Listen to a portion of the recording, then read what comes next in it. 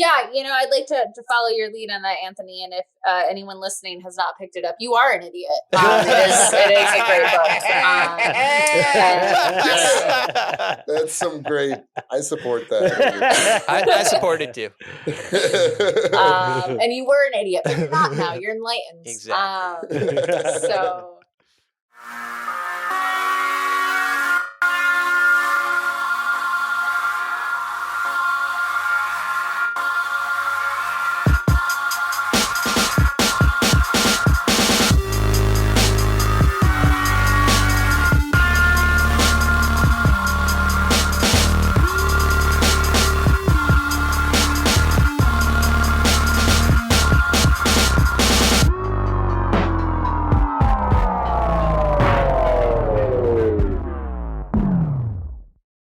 So on this podcast, you don't have to, absolutely not required, but we like to smoke when we talk. If that's something you're down with, cool. If not, I've never in my life. Oh, okay, nice. Cool. Nice. That's about to start. I do have a very funny story about the time I almost did, though. Oh, nice. Well, yeah, you could go into that. Yeah, go ahead. It's so funny because I raised a super, super small town in the Midwest, and being the artsy theater kid, I had a lot of friends who partook, but I was also raised super hardcore Catholic, and it was one of those things where it's I would be murdered if I ever,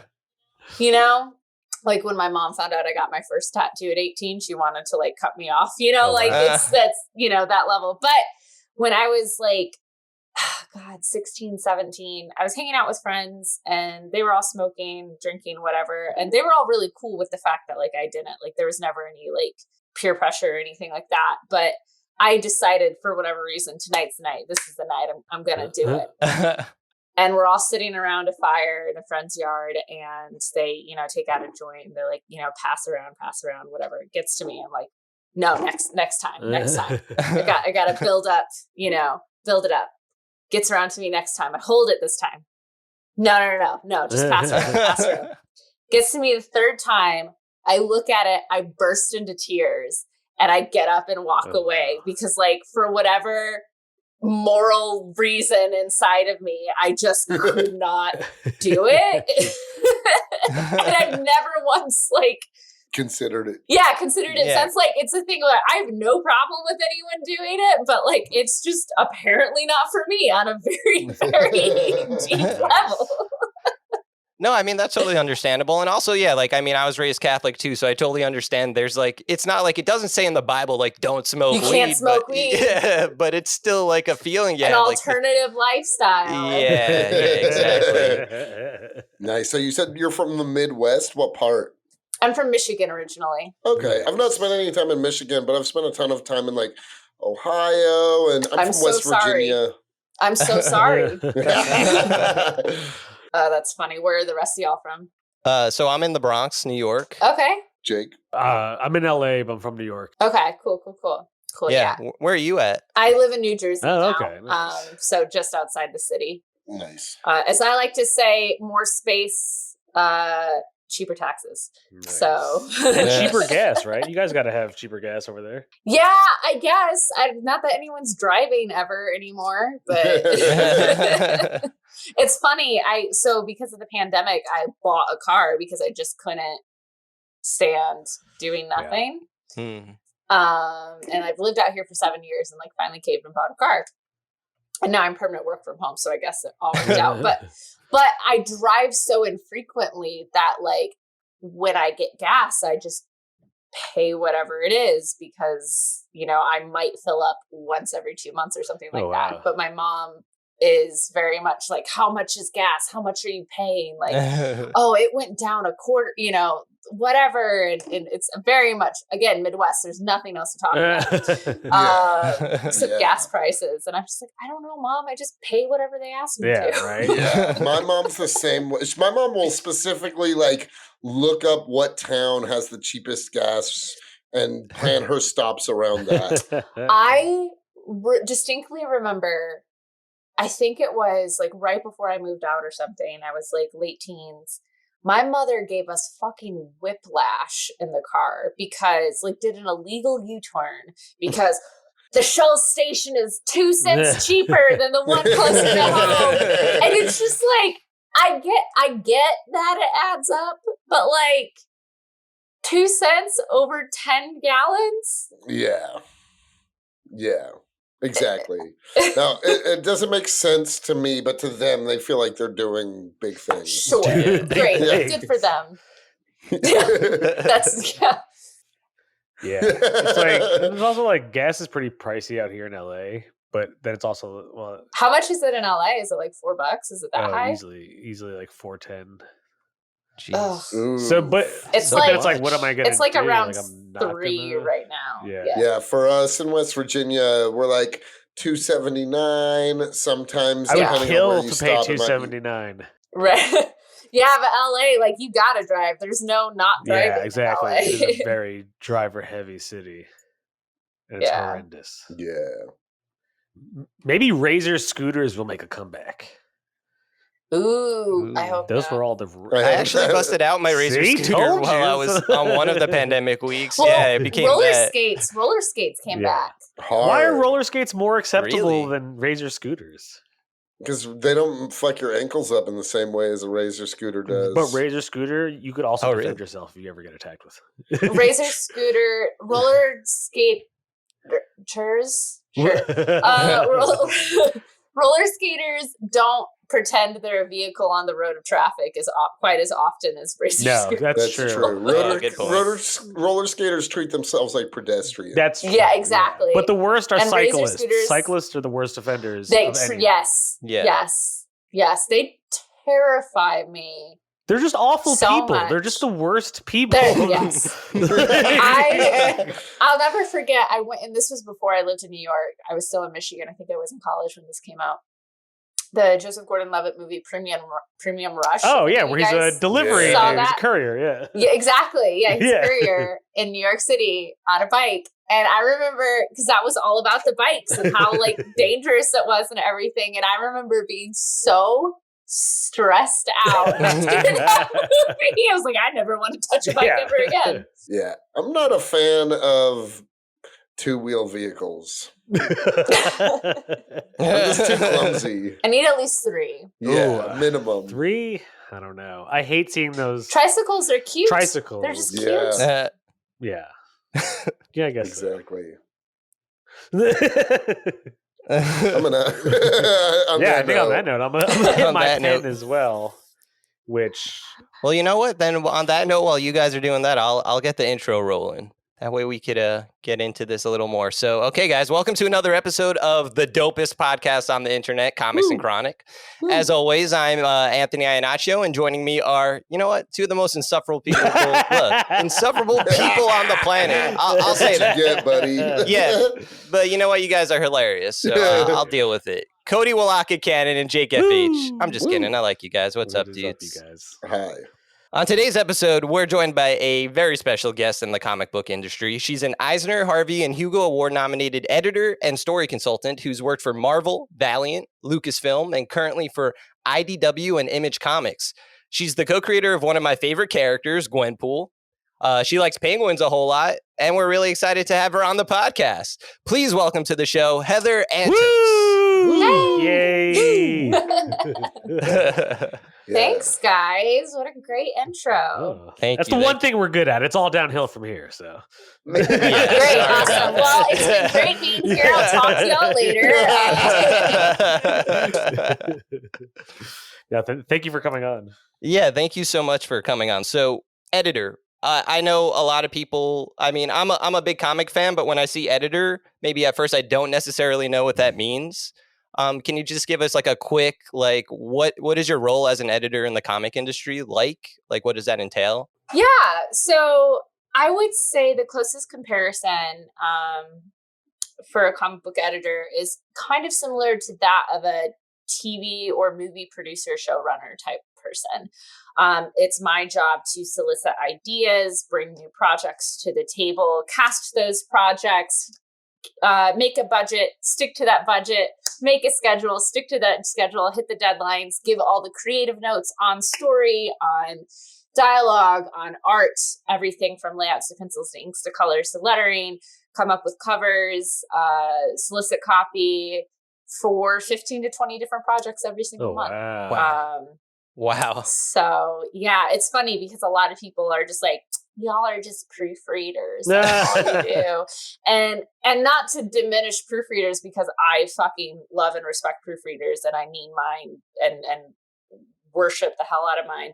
It's literally a different job. Like, it's literally like there's a designated proofreader that is their job, that all they do is proofread, and I might kill myself if that was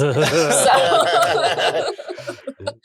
But yeah, it's definitely a lot more hands-on, very project management heavy, with a lot of creative insight and input as well. Are you like in the room if like a artist writer team wants to pitch something? They pitch it to me. So okay. yeah. Nice. Oh wow. That's cool. Yeah. So when it comes to, there's two different types of comics. There's licensed comics, and then there's creator-owned comics, right? Your licensed comics are going to be anything that's IP, like your Marvel, your DC, Star Wars, Teenage Mutant Ninja Turtles, anything that's a brand, right? And so when it comes to things like that, typically 9 times out of 10, 99 times out of 100, more or less, it's an editor going to talent and being like, hey, Jason Aaron, I want you to write Star Wars. Pitch me ideas. Not just anyone can pitch Star Wars. Not just anyone can pitch Marvel. Because when it comes to IP, for legal reasons, we can't just look at every story that someone tweets at us, right? Yeah, absolutely.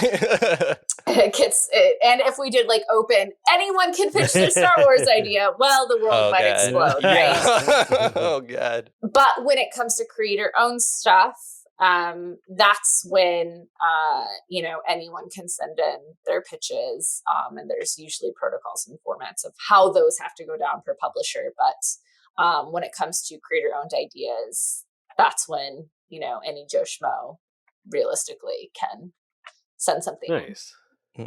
So I was gonna say before, like, I'm surprised. I'm so like ignorant to this, but like as an editor, you're like extremely collaborative in the creative process. Like hugely, yeah. It just for some reason it just doesn't. It's never presented that way in comics. Like it's unfortunate is what I'm trying to say, because it seems like, okay, so like if the first time I've seen your name in a comic is assistant editor for Gwenpool. And I love that comic so much that I needed to just like see all the creators, like who was working on like such, like that comic to me was so different than anything else that was out. So that's what immediately, like back in the day, made me go out and like look for more creators. And looking for that, like as an editor, I just didn't know what it was. I guess I could have easily Googled it, but like, I guess what I'm trying to say is just like, just the way like I could think in my head, like I'm looking at a comic, it's drawn, there's dialogue, but it's just like editor just doesn't, factor into my head. Unsung hero. Yeah, exactly. That's what I'm realizing. Like, yeah. It's, I think back in the day when editors also were writers as well, like there was a little more industry awareness, although there wasn't internet awareness back then, so I don't know. I don't know how much it permeated to the fans, but yeah, like editors, as I like to say, they're team captain, not the coach. We're out there in the trenches, but if I played soccer, so I like to use soccer analogies. I don't know about y'all, but like I like to see the editor as you're the goalkeeper. You're the one who can see the whole field and call out shots and watch everyone's back, literally. But at the end of the day, you are the last line of defense to make sure everything happens on time. But you're out there on the field with everyone else. Nice. You're currently IDW. How's that been for you? Yeah, so very new. Nice. How new? Literally I've been there for a month. Literally, today I just sent my first issue to print. Nice. IDW. Congrats. Congratulations. Thank you. Yeah, Star Wars High Republic Adventures number 5. Check it out. Yeah, no, it's really great. obviously, if you know my history, know my work, I'm no stranger to Star Wars. I love Star Wars a lot. If you could see my apartment, it's basically a Star Wars shrine. Nice. And, leaving the Star Wars books at Marvel was one of the hardest things I ever did. And I've been, trying to get back to Star Wars in some official capacity ever since. So when the opportunity with IDW opened up, it just, it was serendipitous. Very cool. Who's your favorite Star Wars character? Yeah, I was just gonna ask that. R2-D2. Oh, okay. Nice. That's a good choice. But wait, I think I read something. Are you or were you the official translator for BB-8? I was, yes. I created, so fun story.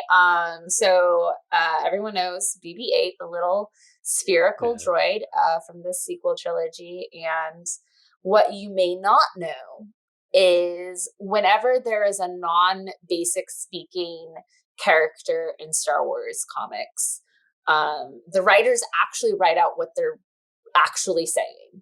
So it would be, how are you doing today? Says Poe Dameron, and BB-8's like, I'm great, Poe. You're looking swell in the comics. But then it would be on to me to translate that into the beeps and boops for the letterer to, make sound effects for. And because I am crazy, I created an actual language, what each beeps and boops and everything, like how it would generally translate to.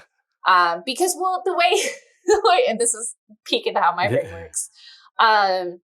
When you are watching Star Wars, be it the TV shows, the movies, the games, you can get a sense of what the droids are communicating through the tones and through the sounds and everything that is going on. Like there is genuine communication happening there. And I wanted to try and capture that as best that we could in a visual standpoint, because, with comics, you don't have the auditory assets that you do with a movie. Yeah. And so I really, really wanted to try and be able to help communicate what it is BB-8 is trying to communicate as effectively as possible. Nice. That's so cool. So is that something like if BB-8 pops up in a comic now, even though you're not there, are they using like your like cipher? They are. Yeah. Oh, that's That's cool. something when Lucasfilm found out, like I did that. They're like, oh yeah, send that to us and we're going to send it out. I'm actually really good friends with Tom Huller, who's one of the Star Wars editors at Del Rey. They do all the novels. Oh, nice. And he actually came up with a very similar type of translation chart for Shriwook, which is the Wookiee language, Oh, wow. as well. So yeah. This is what Star Wars editors do, That's guys. awesome. That's so cool though, because like obviously I'm assuming you've been a fan your whole life, so like you get to make like that much of an impact in the universe. Like it's so cool. It's crazy. Yeah. I've been, I obviously wasn't born when the original trilogy came out, but I was the right age when the prequels came out. I was in first grade when, first or second grade when Phantom Menace came out, and I got to see it as a class trip in school. Again, small town in Michigan. Yeah. There's nothing else to do. Was there a reason? Was it like a science class? You guys are going to go see a space movie? No, it was like an end of the year, because they all came out last week in May. So end of the year kind of hurrah for school. And so I got to see actually every single one of the prequels as a field trip. That's hilarious. But, to give you a sense of my fandom, I loved the movie so much that I hid in the theater to see it again and like got in a lot of trouble for doing so. But like, as I like to tell my mom now, like, see, I knew it was going to pay off. Do you still stand by the original trilogy? Or the prequels, you mean? That's what I meant, the prequels, yeah. Look, there's some really shitty CG in them. There's some really shitty CG. There's some real questionable dialogue between Anakin and Padme. I'm not gonna, I'm not definitely not gonna try and save those. But I think it's a really good story. When you pull back all the, you know, the roughness of it, there is a very good story in there. And also, like, it's made for kids. Star Wars is for kids. It's not for, you know, boomers. It's not for assholes, as I like to say. If you're an asshole, Star Wars is not for you. Unless you're like a fan of the Empire, in which case Star Wars is for you. No, you don't. Empire fans aren't assholes. I'd imagine they'd be huge assholes. There's a level of assholery, but yeah, like I love the prequels. I love them so much. I don't necessarily get that. Like, there's some. It's cool to hate things. I don't know if you know this, but it's really cool to hate things, especially on the internet. That's true. Yes, that's a good point. Like, when the prequels came out as a kid, I liked them. Like you said, it was made for kids. But as a kid, I was also like, you know, the whole Trade Federation dispute. I don't care, you know? Yeah, like, it's weird. Give me Darth Maul. That's all I want, right? Exactly, yeah. Yeah, and so, like, there's rough stuff in it, but, you know, as an adult, I can go back and appreciate the story that's there. But I also, like, you know, everyone's like, Attack of the Clones is really shitty. I fucking love Attack of the Clones. I like Attack of the Clones more than Phantom Menace. Yeah, like, I don't know. is it cringy? Absolutely. They're all cringy. They're all cringy. Yeah. But they're also super fun. Yeah, I actually really like Revenge of the Sith. Honestly, like that, you know, like Is that I won't the even call last it a one of bad the movie. I prequels? liked it. That's the third one. I have the high ground. Yeah. I'm a crier in general, but when I was a senior in high school, I think, when Revenge of the Sith came out, and I straight up, when Order 66 was taken out, I straight up was bawling, crying in the theater as a senior in high school. Or I might have even been, I think I was a senior in high school. He killed younglings. Yeah, that wasn't even it. It was more of like that dude with the tall head. I can't remember his name off the top of my pointy head. Dude. But when he got gunned down from behind. I know who you're talking about. That's what broke the... You know. I wish I was like there, like seeing Cody cry like in the theater, because I can't picture it. Cody. No, it's a beautiful thing. Like you're just watching Cody Star cry. Wars. Execute Order 66. Cody's like, no, bro. I was crying. Damn, R2D2. I've never heard that. That's a good one. You don't ever think. I feel like my first thought never goes to the droids, but maybe it should. They're the unsung heroes. The droids are my favorite characters. I actually just did another podcast where I talked down my top 7 favorite droids in all of Star Wars. Whoa. So. Okay. We gotta hear it now. Yeah.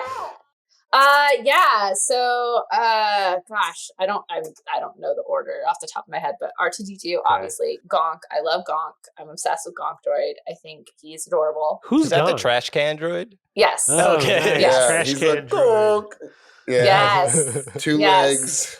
I actually have, you can't see it, but I have a lovely little Gonk Droid R2D2 commission that Chris Eliopoulos did for me. Chris Eliopoulos did a bunch of the small droid backup stories in the Star Wars comics at Marvel for us. BD1, I love BD1. He is the droid companion in the Star Wars Jedi Fallen Order video game. Oh yeah, he's the best. One of my coworkers actually got me a throw blanket that's BD1 all over it, because that's how much I love BD1.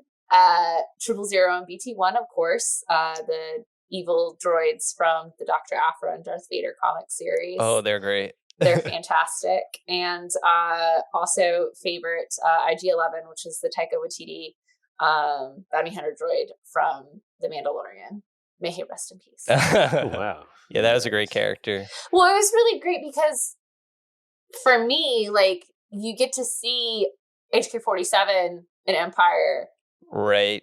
But he doesn't do anything. Right, just standing there. He's just standing there, and they're supposed to be the most fearsome, whatever. And so to get to see IG-11, like, in action and actually see it spin around and, like, yeah, I don't want to go up against one of those things. Like, that's terrifying. And with Taika's voice, it's just perfect. Oh, it's just great. Yeah, it's just great. Why? What are they? Are they like trained murder robots? Yeah, exactly.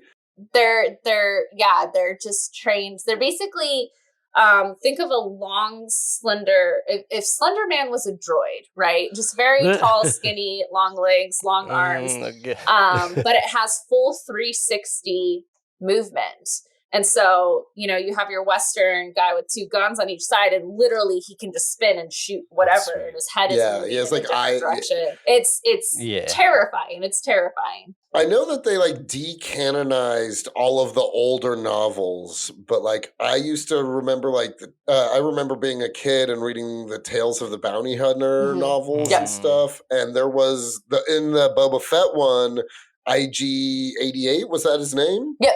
Yeah, he was the villain, and I don't know, it was crazy. That's cool. Oh, that's cool. It was it Boba Fett? I don't know. I might be off. Okay. No, you're right. I have a soft spot in my heart for this. I think it's R3D4. Yes. The one that explodes right in the first one. I just had a toy of it as a kid, so I was like, I have it too. I have the little Hasbro over there. Yeah. Yeah, he's the one. Well, there's a I don't know if you guys know the From a Certain Point of View anthology of short stories that came out for the 40th anniversary of A New Hope. But so it's basically a collection of 40 short stories that all take place during A New Hope from, in that time frame, either right before or right after. And one of them is about R3D4. And he sacrifices himself so that R2 can go with Luke. Oh, that's cool. What's happening? That's amazing. Yeah, that's the new hypothetical. Oh, I like that. Okay, that's cool. That's cool. Because they talk to each other in droid speak, and R2's like, "No, I have to go. I have this mission. There's a princess." And R3's like, "I got you, bro." Hey, I knew I liked him for a reason. That's awesome. Nice. So would you say Star Wars is what you nerd out for the most? When it comes to geek things, probably, definitely. I don't know. Now that it's been my job for so long, it's a different kind of nerding out because, I know how the sausage is made, and also, there are no surprises for me, But one of the coolest things in my experiences is getting to watch other people experience the stuff for the first time. I'll never forget when Force Awakens came out, and I got to go to the premiere, and I see the whole thing there, and that was cool. I'd read the script before, so I knew, what it was. There were no surprises in that. But the best part was going to see the midnight release when everyone else got to see it for the first time. Because it's one of those things where I know I'm in the theater and I'm the only one that knows it's going to happen, but I get to sit there and experience everyone else experiencing it for the first time and really get to take in that and enjoy that. And that was so cool. That was just one of the coolest things to just witness. That's cool. Yeah, that kind of energy in a movie theater is really cool. When I remember, obviously, Infinity War, the theater I was in, going crazy. And honestly, before the Marvel movies, I didn't really experience that too much. But in Attack of the Clones, when I saw it in the movie theater and Yoda starts flipping around with the lightsaber, everyone went crazy. The movie theater won ape shit. People were stomping on the floor, getting out of their seats. What the fuck? They were Yeah, no, I'll never forget one of my favorite memories from watching Force Awakens in particular with a new audience was there's this little kid that was sitting behind us with her family. She might have been 7 or something, and it's at the end, and spoilers if you haven't seen Force Awakens, turn this off now, right? Fast forward 30 seconds, whatever. But also, what are you doing with your life? And so Rey's climbing up the mountain. We see that it's, you see this man and the hood and everything. And we know it's Luke. Mm-hmm. But he turns around, takes the hood off, and she goes, "Oh, he has a beard now." It's just the most just pure innocence. I wish I had pure innocent theater experiences. Whenever anyone else is in the theater, that's just obnoxious. That's the worst. When I saw Ragnarok, I saw it in New York. I saw it at New Rock City, and it was like this woman, just full grown in her 30s, with her mom and dad, and they were watching. She was like explaining to them as the movie was going, and she was like, "Ma, that's Loki. That's Thor's brother. That's Loki," and like stupid loud. And I was like, "You gotta be fucking kidding me!" She's like, "Oh my god, it's Loki!" And just like it was, I'm like, and she was a grown woman. It wasn't a child. I just want to be like, "Shut the fuck up." I love I would that. kill for an innocent experience like what you had. Well, that reminds me. That reminds me, not as loudly and obnoxiously, but like whenever I go home, and there's Star Wars movies in theaters, as a bonding thing, my mom likes to go see. She has no interest in Star Wars whatsoever. None. No, she doesn't retain any of it. No interest whatsoever. But she's like, I want to be interested in what you're interested in, and this is how I'm showing support. Fine, whatever. The whole time, she's just like, so who is that person? So what? Why do they not like each other? But I thought they already did the Death Star. Isn't the Empire gone? Where's Darth Vader? And I'm like, oh my god, like that, and then of course, we get Rogue One comes out after Force Awakens, but it happens before. But she's not in canon, so she's just so confused. I'm just like, oh my god, this is just 3 hours of torture for me. So how far ahead were you like privy to the Star Wars? Like, did you know like the end of like the reveal of the Mandalorian season 2? Did you know that was coming or? No, because I wasn't at IDW yet, and that came after I left Marvel. So gotcha. that was one. Mandalorian was one of the few things that I actually like didn't know. Oh, so you got to experience it? Like, yeah, that was really cool that I got. That was the first and probably only Star Wars thing of the new stuff that I got to like experience freshly. But what's interesting is, though, again, knowing how the sausage got made, like I know why that show happened versus some other things that were supposed to happen and all of that. So, but that's all I can say. Okay. Yeah, fair enough. I'll save that. So earlier you said you struggle with like nerding out over Star Wars because you're such a big part of like you've been involved. So what are you nerding out over right now? So my biggest thing that I nerd out on, and I don't know if nerd out is the right phrasing, but whatever. I'm a huge true crime junkie. Huge true crime junkie. And so like all my free time is watching documentaries and listening to podcasts and reading books. And like, one of my friends for my birthday just got me a very, very, very hard to find book about one of the serial killers that I'm most fascinated about. Because I don't like to say favorite serial killers because that sounds weird. Yeah, I don't it's like a weird concept. Like there's such interesting characters, but it's like. But they're not characters, they're real. Oh, yeah, they're real. Like these are real things. Yeah. Although, and this is my life's mission. Oh shit. So there's a serial killer named Edmund Kemper. I don't know if you guys have ever heard of him. If you ever watched the show Mindhunter on Netflix, he's the main guy that they're dealing with there. Shit. But so Edmund Kemper went to prison after he was caught for his murders, and he became an audio narrator. So he has narrated more books than any other human being. What? Literally thousands of books. So if you've listened to audiobooks, It's probably him that have come out from late 70s through now, there's a good chance you might have listened to him. But one of the things that he narrated is the original novelization of Star Wars. What? Was this after he'd been arrested or before? This is after. He didn't get into this until I do remember hearing about that. What?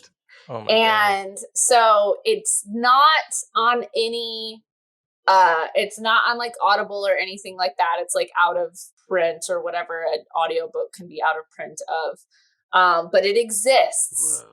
And I like it's my two worlds colliding and I need to get access to this. I don't know if I'd listen to it because that would be chilling and weird, and I don't It's know like if I it's want cursed. that, but I want to have it. Yeah, I want to get hear that. this man's voice because it must be one Have hell all of of a his voice. files been scrubbed? I don't know. Like, does he still have stuff on like Audible or any other I'm sure he does. I don't know. I haven't actually like research? looked that far into Yeah. it because I'm not a big audiobook person. I just know that's a fun fact of him. Yeah. But yeah, like he did the audio narration for the first audiobook of or back then it was book to tape Yeah. because that's how people used to listen to books. Oh, I bet which is someone has a an actual thing. cassette of his voice and whatnot. I'm sure Yeah. they do. I'm sure they do. Like one of my friends went so far as to like contact the original distributor to like, do you have this? And they're just like, we have it, but it's in some sort of file or code that our computers can't even open because it's so old. It's like that next classified. And I'm like, give me that file and I will fucking 90s hacker. Exactly. That's hilarious. I just want to hear this man's voice. It has to be really good if you're a convicted serial murderer and you still get hired by Star Wars and all these publishing companies. Well, I think it was just that like that's what he dedicated his time to in prison. Oh, that makes sense. No, I know, but he still has to like, someone has to like contract him still. So it's like they know he murdered people, but they're just like, you know what, your voice. Yeah, but it's also free labor, baby. Capitalism. Is it free? You don't think he saw anything out of it? That'd be the cool thing to find out. No, I'm saying like the companies did. Yeah, that's true. I don't know. Maybe It's a funny concept, or I don't know what it is, but it's cool. Wait, who was the name of this favorite serial killer that you were talking about? Was it this guy or somebody else? It's not favorite. Oh, sorry, not favorite. Your most despised serial killer. Yeah. No, so the serial killer, he wasn't even a serial killer. He was he was a spree killer. He's known as the Vampire of Sacramento. Whoa. Oh, boy. His name is Richard Chase, and it's very, very tragic, as they all are. But his escalation in particular is just like super creepy. I don't know. Like to me, I'm like, he's not a normal. He thought that like his blood was disappearing, his blood was oxidizing, and so like this is gross. Whoa. So like, you know, again, content warning, all this, it's gross, but like he, you know, as a lot of serial killers did, they start with animals and then move to people. And he, like, when the police got to his house, there was like just blenders full of like rabbits guts and stuff, because he would like drink the blood to try and you know, and I'll stop there, but it gets grosser. But Sounds like he yeah, it's super fascinating. And the book I got is like someone did like interviews with him. So yeah, I don't know. Like again, not favorite, but just most interesting to me. He, you know, there's not another like him that I've come across, and it's. When was he doing this? Is this like recently? Was it in the like 70s? 70s. Why did it? Yeah, it 70s was a 70s prime for some reason. decade of murder. Yeah. Well, there's theories on that. On why the 70s had so much murder. Share. Do you know it? Oh yeah. Shit. There's your conspiracy theories on that is MK Ultra and the government fucking with people with drugs and stuff like that. There's a whole, you know, Reddit threads you can go on about all of this stuff. But I mean, really, what it comes down to, you know, the 70s being a golden era of serial killers is, and why now there's a golden era of serial killers too, is in the 70s, that's when criminal profiling first came about. It's the first time that literally the term serial killer came about. Before it was multiple murders. They never thought, oh, all these murders in this area could be happening by the same person. Like that wasn't a thing until the 70s. Forensics just didn't get that far until then. And now, you know, and why there are fewer and fewer from the 80s to 90s to now is just, again, we've gotten so good at surveillance is everywhere. People aren't, leaving their front doors unlocked, which was commonplace in the 70s. Sure. In the 70s, everyone's picking up hitchhikers. Yeah, right? Like all of this stuff, like we realized as a society that like, yeah, maybe we shouldn't just trust everyone, which is sad, but here we are. And, again, why today we're having a new golden age of true crime is we now have things like Ancestry and Me and, the DNA, 23andMe and Ancestry DNA and all that stuff where people can upload their family's DNA to a service called GEDmatch, which works with the FBI and other forensic things across the country. And that's how the Golden State serial killer was caught, who, he killed like 40 people from the 70s and 80s in California, and just no one had ever been able to find him. And it was because a third cousin uploaded their DNA to this thing, and they were able to finally match the DNA and be like, okay, this person is related to this person, and now we can, and so now with DNA getting uploaded, cold cases that have had DNA collected but nothing to compare it against can now slowly start to, be solved. Oh, wow.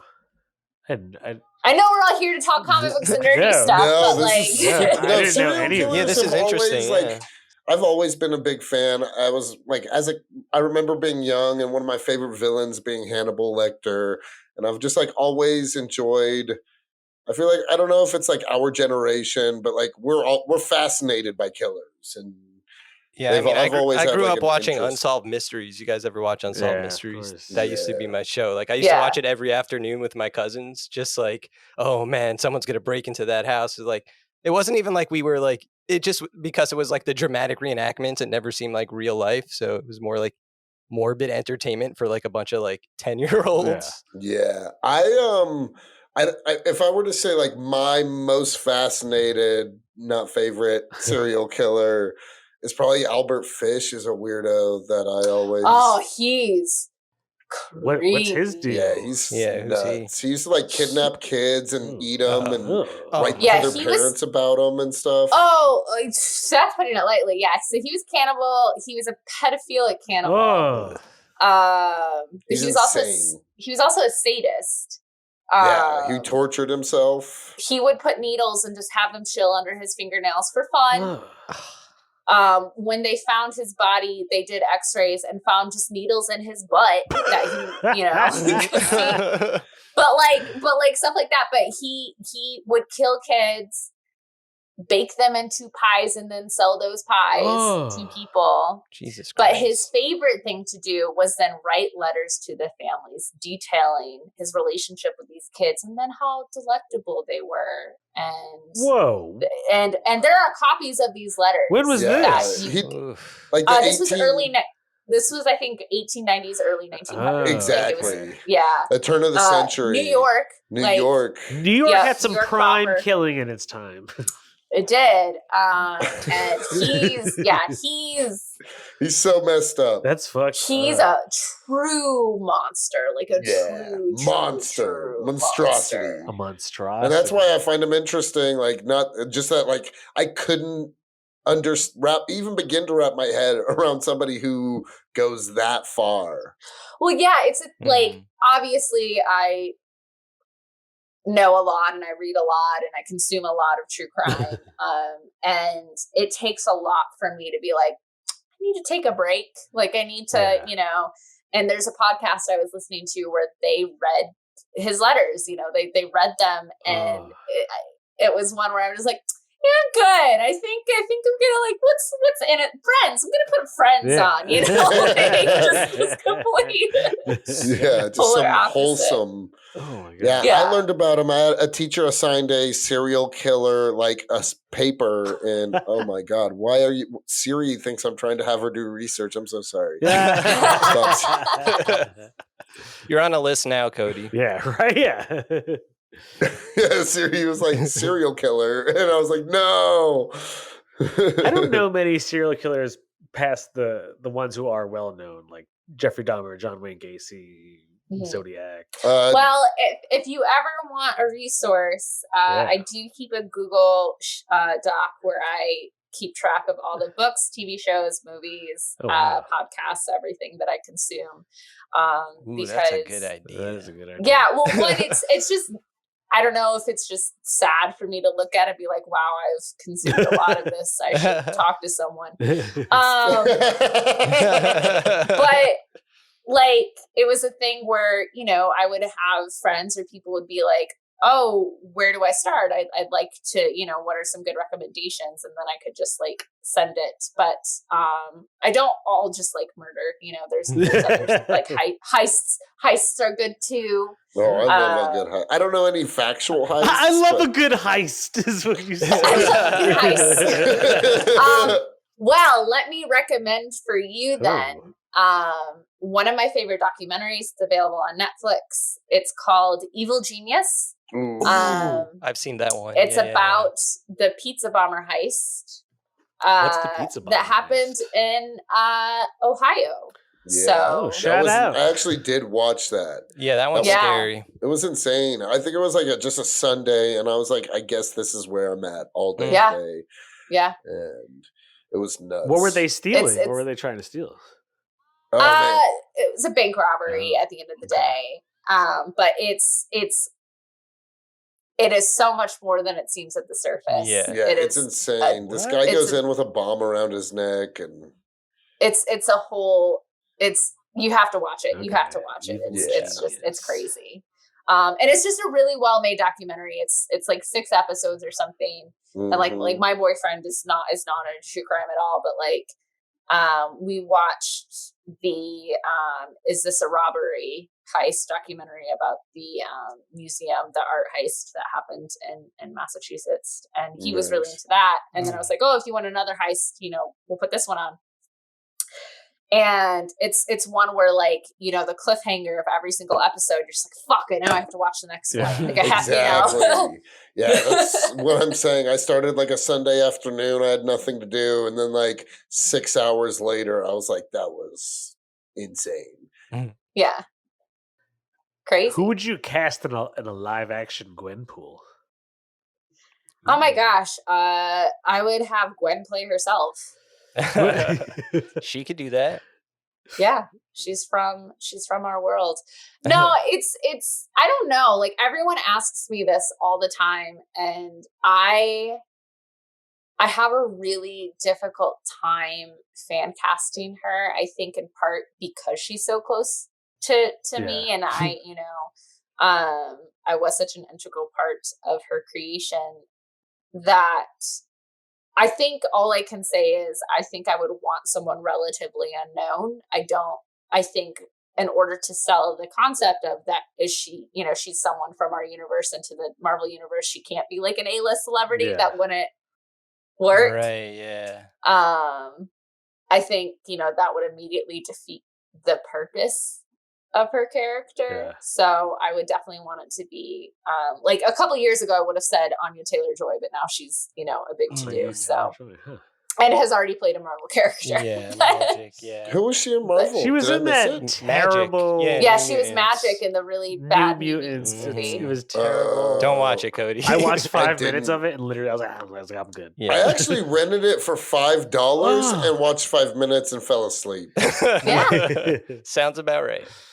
It was horrendous, like truly. But wait, can I actually ask you like about the creation of Gwenpool, because you were like so involved? Like, how did that even come about? Because as far as I know, when I first heard of the character, I'll be honest, I had like a knee jerk reaction. I'm like, what is Gwenpool? Like, is this just a Deadpool ripoff or whatever? Yeah. And as soon as I picked it up, I'm like, I you know, I'm an idiot. Like, I should have picked it up way before this. Again, it's such a unique comic, but. Yeah, you know, I'd like to follow your lead on that, Anthony. And if anyone listening has not picked it up, you are an idiot. It is a great book. That's some great. I support that. I support it too. And you were an idiot, but you're not now. You're enlightened. Exactly. So Gwenpool is a very weird story how she came about. in the beginning, there was no Gwenpool and the world was sad. And in honor of the Spider-Gwen comic coming out, and in honor of promoting it, Marvel did one of their well-known favorite themed month of variant covers. And what this month's theme was it was Gwen Stacy mashups. So, you know, you would have on a variant cover of X-Men, you would have Gwen Stacy as Wolverine. On a cover of Thor, you would have Gwen Stacy as Thor. On the Avengers, Gwen Stacy as Iron Man. You get it. Yeah. Mm-hmm. And so it was Deadpool Secret Wars number 2 that came out in June 2015, where we saw Gwen Stacy as Deadpool on a cover. Nice. By Chris Petrallo, and literally all it is it's, you know, the costume that we all know and love, the pink and white leotard, her sitting on a pool floaty drinking a little, you know, summer drink, and then there's also just a dead body just kind of floating by, you know. Nice. And that was it. That was it. And that cover came out, and for whatever reason, it became the biggest thing. Nice. And within 2 weeks, there were cosplays of her at Comic-Cons. There was fan art everywhere. Like, it went viral, which had never happened before for a variant cover non-real thing. So Marvel, being a company in the 21st century that likes money, saw an opportunity and were like, oh, her. She's going to be a character now. Went to the Deadpool office, which was me and Jordan. Nice. And they're like, you make her a thing. But here's the kicker. Because Sony owned the rights to Spider-Man at the time, and Fox owned the rights to Deadpool, she couldn't be Gwen Stacy, and she couldn't be related to Deadpool. She had to be a completely unrelated thing that Marvel could own. Which is all funny in retrospect, because now everything's under the house. But at the time, it made our lives very, very difficult, because one, she had to debut in a Marvel-owned comic. So the natural choice wasn't Avengers. No. Howard the Duck. Howard the Duck makes the most sense to debut something that we want to succeed, right? Hell yeah. I love Howard the Duck. Howard the Duck's great. I read the first 2 issues, so when I saw it open with Howard the Duck, I was like, nice. I mean, it was a great series. It came out October 2015. Joe Quinones, Chip Zdarsky, very, very great. But yeah, Howard the Duck is at first glance would not have been my first choice. It's not like Marvel's flagship title. Not really, no. Although the movie is great. So love me some Leah Thompson. So you know, we had to come up with this idea of how this would work. And Jordan was really good friends with Chris Hastings. They had done some work previously on other Deadpool stuff together. And he was like, let's talk to him. Let's see, you know, what we can come up with. And it was actually Chris who came up with the idea of, well, what if she's just from our universe? What if she's just a really big fan of the Marvel universe that you know, wakes up here one day, because that was that's a surefire way to make sure she's not related to any of the other characters, right? And the rest of that is history. We spent a lot of times planning in a diner that was right around the corner of the Marvel offices. Remember when going to offices and diners was a thing? And it would just be a lot of conversations of like, okay, well, if she's a fan, what would she know? You know? And that's where we got to some of the stuff in the later arcs where like she starts manipulating the comics themselves. And, you know, even in issue 2, she knows Jane Foster's real name.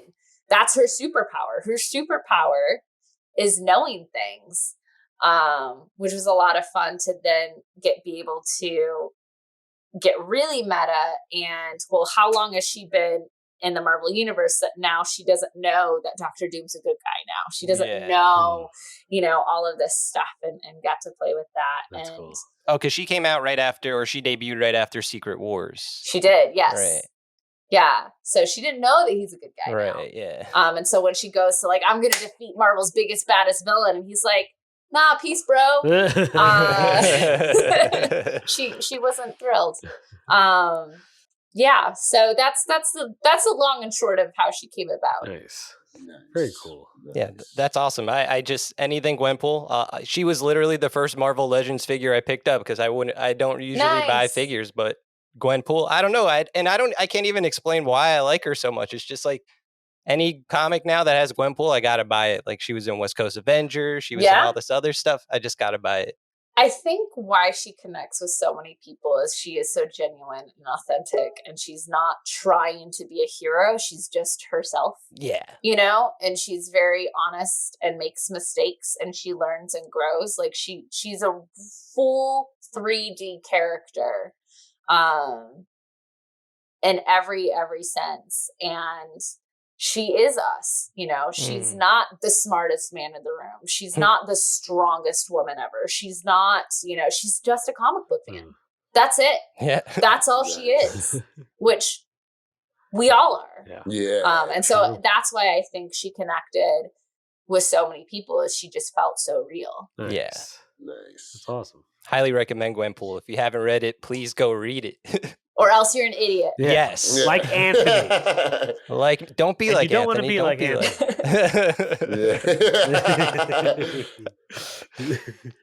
Anthony. So what all, you said you're working on how many titles right now? I work on average probably 15 to 20 different books every month. Wow. That's crazy. Yeah. And one of those do you still work on Bitterroot? I don't work on Bitterroot anymore. I did for just scheduling reasons at the time have to take off. So I only edited the first arc of that series, but that one was a really fun one to work on. And like, oh my gosh, it's going off to do all these crazy big things. Yeah, you know? Regina King's making that movie. I know. Like for myself and the listeners that don't know, what's Bitterroot? What's a brief synopsis? Yeah, so Bitterroot is a creator-owned series by Chuck Brown, Sanford Green, and David Walker, Rico Renzi, and Clayton Coles. It came out at Image. I think the first series came out in 2018, if I am correct.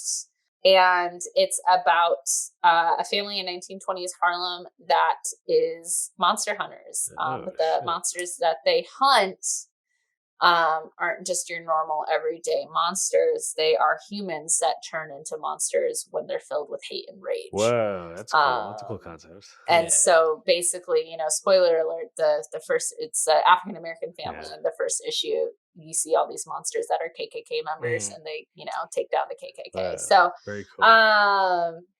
Love watching that happen. yeah.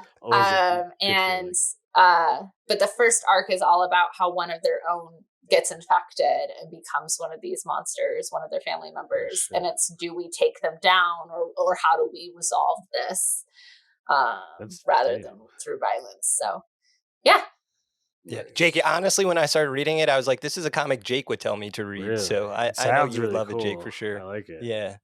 Yeah, it sounds like I'm watching them. Feels like it has a little bit of that vibe going. Yeah, I didn't watch them. It's really hard, but I'm powering through it. I've heard it was hard. It's Amazon Prime, right? Yeah, it's on Amazon Prime. Yeah. It's hard in like the best way possible. It's just like, fuck, you will be sad. Sorry. So do you have time to read any like comics in your free time, or do you have like a pull list or anything like that? I don't have an active pull list right now because unfortunately my comic shop closed during the pandemic. But I'm gonna have to find a new one anyway because I'm moving in a month. So I guess it works out. But honestly, a lot of my time in the last year has been reading comics that friends send me. You know, creators who are like, read my comic. But I've been doing a lot of back issue reading and going back and rereading like all the classic Vertigo stuff that got me into comics originally. You know, Why the Last Man, Transmetropolitan, 100 Bullets. Like really been going back and rereading all of those, which has been really interesting to do as an adult. Because I was an adult when I read them the first time, but like as an experienced comics creator now, to go back and have a newfound appreciation for them rather than, oh, this is just really good. Yeah. Like, you know, like Is there like any specific comic that inspired you out of any other one, or like what's your relationship to comics growing up? yeah. So my mom would say I drew comics before I knew what comics were. I, have been writing and drawing my own stories literally since I was a little kid. But I didn't have like a traditional comic shop where I grew up at, super small town. Like our small townness was when we were bored, we hung out at Walmart. Oh, wow. And so the only comic exposure I really had as a kid was the Sunday, newspaper comic strips that my brothers and I would fight over as a kid. And so I didn't really, and when it came to superheroes, like I had the Adam West and Burt Ward Batman 66 show that I grew up in and live and die by. Like Adam West is my Batman. That show, Cesar Romero, like that's Eartha Kitt. Like those are my characters. Like you said, Eartha Kitt. She was also my favorite Catwoman. Oh, she's the compared best. to who played the other one. I can't remember her name. I love Michelle Pfeiffer. No. But there were two cat. Halle Berry. Yeah. There were two Catwomen in the Adam West one. Yeah, I can't remember her name. Is it like Julie or something? I don't know. Yeah, I think so.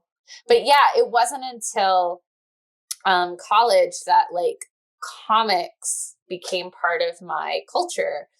I took an American literature course where we had to read Transmet. We had to read Sandman. Nice. Oh, that's so cool. And Sandman truly was the book that made me think, oh, there's something cool to this medium that you can do here that you cannot do in literally any other medium. Yeah. And J.H. Williams and Neil Gaiman are truly, truly masters of their crafts. Yeah. Mm-hmm. And the issue in particular that really like made me go, I want to do this. I think this is cool. I wish I could tell stories like this. I believe it is volume 2, issue 6, the 24-hour diner issue with Dr. Good. Destiny and the Jewel. Yep. That shit is crazy. And it's creepy. Yeah, it's super Again, creepy. you see my creepy true crime. You see where it all full circle, the serial killer convention, all that. That episode was insane. Or I keep saying episode, it's issue. Yeah. But like in that issue, for those who haven't read it, also you're an idiot. Go out and read Anthony. it. Me again. What the fuck, man? Yeah, I agree. I agree. But too. anyway, so the first 5 issues, you get to know all of these different characters and their relationships and their problems going on. And the 24-hour diner issue, I won't say what, but some real fucked up shit happens. Crazy fucked up. To all of these characters that are connected, but don't know how they're connected, but you as the reader know how they're connected. And it's just, it's really, really brilliant and suspenseful. And, you're so immersed in it that you forget you're reading a comic book. Nice. Yeah. So that series in a whole is genius, but that particular issue is one that I always, always, always go back to as just like, to me, it's the best comic issue. Even just the part where they like reveal their deepest, darkest secrets, like that's fucked. Yeah. Yeah. All right, I'm gonna start reading Sandman this week. Sandman's cool. Incredible. I'm on. It's incredible. I think I'm on volume 7 or 8, so I'm getting it. I didn't read past the original saga. I read the old ones, but I haven't read any of the continuations. The Overture. Sandman Overture is worth it, I think. Nice. I really liked it because again, it's Neil and J.H. Williams. And I was the person that I don't care how delayed the series is. I'm gonna, I'm picking up every issue, and I'm not gonna even be mad it's late because it's worth it. Mm-hmm. And I would say definitely that one's worth it. I haven't read any of the expanded New Universe spinoff series that are coming out right now. I've heard they're fantastic, but yeah, I it gets to a point where I'm just like, there's so many and I just don't know what to do. When I was at Marvel, I would get comps of not only every single Marvel comic, but also every single DC comic. Oh man. And I would try and read them all. And that, not including anything Image, Dark Horse, Oni, IDW, whatever, like just between Marvel and DC, that's 150 comics a month. Oof. And it would stress me out. Like I was reading like at least 5 or 6 comics every single day, not including the ones I'm making. And so when I left Marvel, like I had a period where I'm just like, I can't read comics. Like I just I totally get that. Yeah. I need to listen about murders. Yes. It's like I just need to relax, listen about murders. Like you can. There's something very soothing. You know what I was just thinking? What if somebody did a true crime ASMR? I feel like that is I'm sure that probably already exists. Really? Yeah, I feel like it's a thing. I wouldn't. There's an ASMR for literally. There is an ASMR for literally. And I feel like there's like you can find everyone. True crime is big right now. True. Mm-hmm. Nice. We should do a true crime episode on here. I'll come back. Yeah. Somebody was telling me about a true crime podcast where it's just this girl who does her makeup routine and tells a true crime. Bailey Sarian on YouTube. I watch her every Monday. Murder Makeup Mondays. Murder Makeup Mondays. That's great. I knew you would know it. I knew you would know it. Yeah, it's literally like, and I'm not even like into like makeup or like, doing the fan. She's a great makeup artist. Like not to, disparage her or anything. But it's literally just her in front doing these like huge, like glamorous, looks and just like, so this guy killed his wife and I don't know about you, but like, and she's like, but it's the most entertaining thing. It's so good. Murder Makeup. That's awesome. Well, shit. Thank you so much for coming on. Yeah. This was a blast. Been a blast for sure. No, this is super fun. I would love to come back if y'all would have me anytime. Yeah. Talking true crime, we can have that. True crime Do episode. you have any things that you're putting out right now other than Star Wars that you want to talk about? Yeah, so I also edit some creator-owned comics for Image.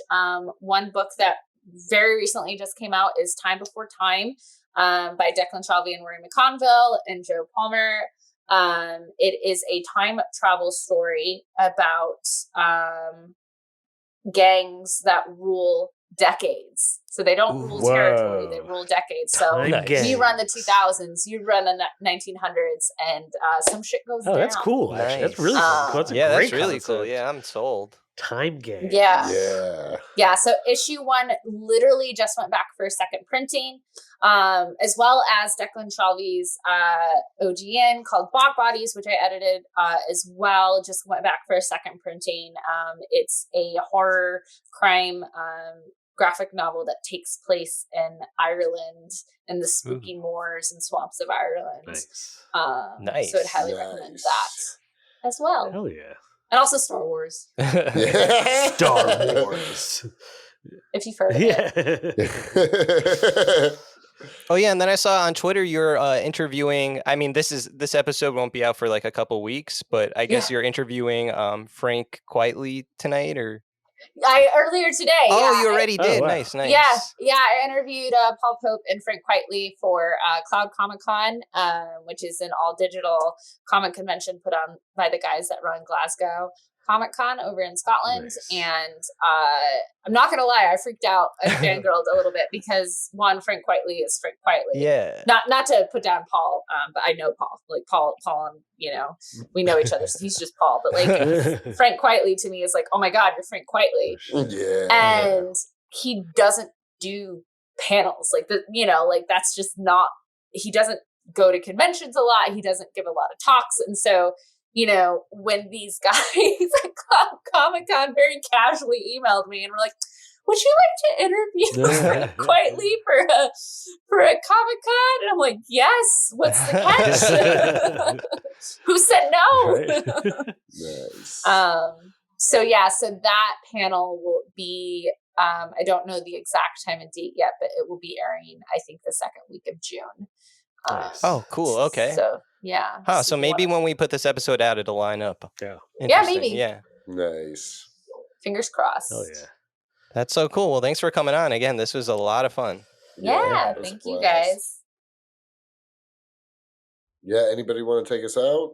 You take us out, Yeah, Cody. You do, Cody. Oh my God! I think I'll give it my best go. Actually, no, I don't got it. I smoked a little too much. Well, thank you. I did Oh shit! Yeah, just go. Thank you for tuning in, guys. Really want to appreciate. You know what? I can't speak either. Anthony. All right. Thanks for listening to the episode. If you liked it, share it on Twitter and Instagram and anywhere you want to share it. And come back next week. We're going to have a good time. Thank you, Heather. All Antos. right. Thanks, Heather Antos. Antos, thank you so much. It's really been a pleasure. Yeah, no, this was super fun. You guys are great. Hi, you're listening to Comics and Chronic, and I'm Jacob H. I'm Cody Cannon. And I'm Anthony Iannaccio. And you can tune in every Thursday to hear new episodes of Comics and Chronic. And make sure to follow us on Instagram and Twitter at Comics and Chronic. That's Comics, the letter N, Chronic. We'll see you guys next week. Woo! Peace.